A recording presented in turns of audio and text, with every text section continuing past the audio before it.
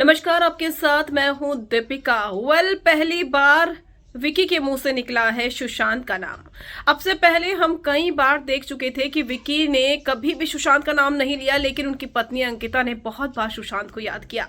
ऐसा लगा कि सुशांत को लेकर जो उनके मन में टीस है वो आज भी जिंदा है और वह आज भी सुशांत को प्यार करती है, भले ही उनकी शादी हो गई हो।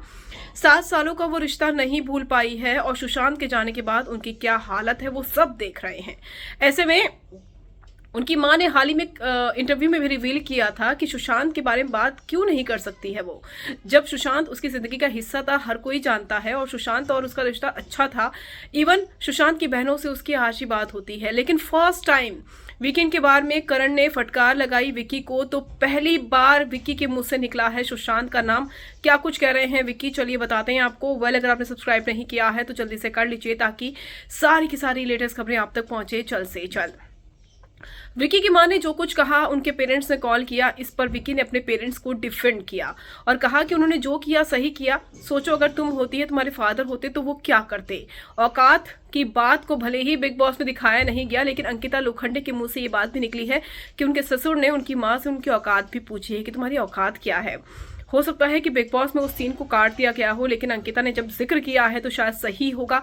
तो विकी ने कहा कि तुम्हारा पास का रिलेशनशिप जो था उसकी चर्चा चारों ओर थी। तुम्हारे और सुशांत का जो रिश्ता था उसकी चर्चा चारों ओर थी, उसका खामियाजा मुझे भुगतना पड़ा, क्योंकि उस टाइम पे विकी की भी बहुत ज्यादा ट्रोलिंग हुआ करती थी।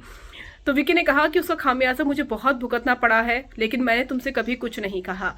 सब कुछ जानते हुए भी मैंने तुम्हें अपनाया और तुम शादी के लिए करना चाहती थी, उसके बावजूद मैंने उस चीज को कभी उसका जिक्र नहीं किया। सुशांत का कितने सालों तक तुम सुशांत के साथ रिश्ते में थी और सब कुछ जानने के बावजूद मैंने तुमसे शादी की, लेकिन मैंने तुम्हें कभी कुछ नहीं कहा। तो ये बातें विक्की ने शेयर की हैं और बताया है कि सुशांत और अंकिता के रिश्ते का कैसे खामियाजा उन्हें कई बार ट्रोलिंग के जरिए भुगतना पड़ा है।